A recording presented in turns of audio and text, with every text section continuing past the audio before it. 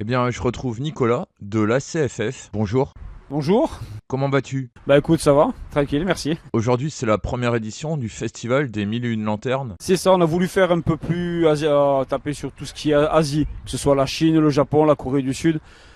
On avait la carte, on fait tous les univers, là on a voulu vraiment faire un truc un peu plus Asie, un peu plus traditionnel, avec des animations quand même sur scène, des stands et tout ce qui va avec. Ouais, parce que les gens, ce qu'ils ne se rendent pas compte, c'est que c'est pas facile de t'avoir en interview puisque tu es l'organisateur de ces événements et puis tu es toujours avec ton micro. C'est ça, je suis toujours en train de faire l'idiot sur scène. Ça vous a plu? Merci. Alors nous allons continuer les petites animations. Ouais, en débutant, en discutant avec les gens, c'est assez compliqué d'avoir du temps. Alors, quand as-tu créé l'ACFF? Il y a, si je ne me trompe pas, 9 ans.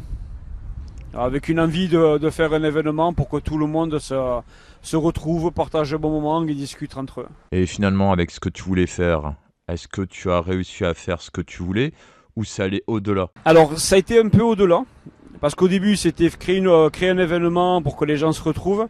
Et c'est le côté humain qui est un peu plus intéressant parce que quand on a des intervenants, des professionnels avec des stands, des invités, on a la possibilité de discuter avec eux, de rencontrer des acteurs de doublage et autres, et devant le public. S'amuser, rigoler, chanter, profiter de l'événement, ça fait énormément plaisir. Que penses-tu de l'explosion des différents événements manga, sci-fi, otaku qu'il y a eu ces dernières années dans la région? Non, je trouve que ça bien. Je trouve que c'est intéressant, chacun met on va dire, sa pierre à l'édifice et ça permet de faire plaisir surtout aux jeunes du département parce qu'on est vraiment, on va dire, un peu reculé par rapport à tout le monde. Si on veut aller à Narbonne, à Marseille, on en a pour 4 heures. Bordeaux, c'est pareil. Donc, le fait d'avoir un peu plus d'événements pour les jeunes qui sont d'ici, qui peuvent pas y aller en voiture ou autre, je trouve ça bien et je trouve ça intéressant. Tu es tombé dans la marmite de la pop culture à quel âge? Wow, j'en ai 45, je devais avoir 8 ans. Avec quoi? Avec les dessins animés de l'époque, avec la culture, avec tout ce qu'il y avait. J'ai connu le club Dorothée. Bon, j'étais un peu plus grand, mais bon, moi, gamin, j'avais les Tortues Ninja. Ça a commencé, j'étais bien jeune, donc. Tiens, en parlant des Tortues Ninja, tu préfères laquelle? Raphaël, Michelangelo, Leonardo, Donatello? Je suis pour les bad guys. Et Raphaël, c'est le costaud, le bourrin de l'équipe. Donc voilà, c'est celui qui me plaît plus.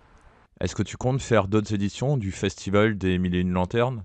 Alors on va voir, on va en discuter après, regarder, parce qu'il y a toujours un coup et un revient. Entre les achats qu'on a fait, les préparatifs et tout. Si on a des retours positifs, si les gens s'amusent, si ils nous disent on a passé un bon moment, on va réfléchir pour en faire un second.